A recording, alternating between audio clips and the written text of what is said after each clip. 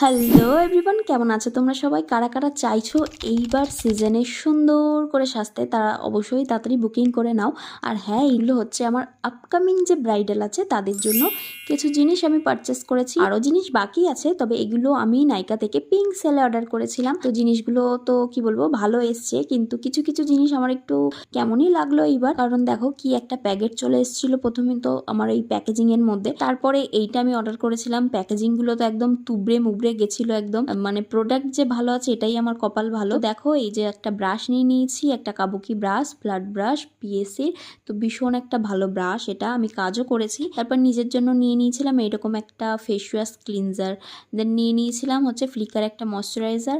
আর এখানে দেখো একই শেডের আমাকে দুটো লিপস্টিক দিয়ে দিয়েছে, যদিও তারা ভুল করে দিয়েছেন, আমি ভুল করে কি করেছিলাম আমি নিজেও জানি না। তবে যাই হোক, দুটো চলে এসছে, কাজে ঠিকই লেগে যাবে। তো দেখো কালারটা ছিল দারুণ দারুণ দারুণ, ভীষণই ভালো ছিল কালারটা।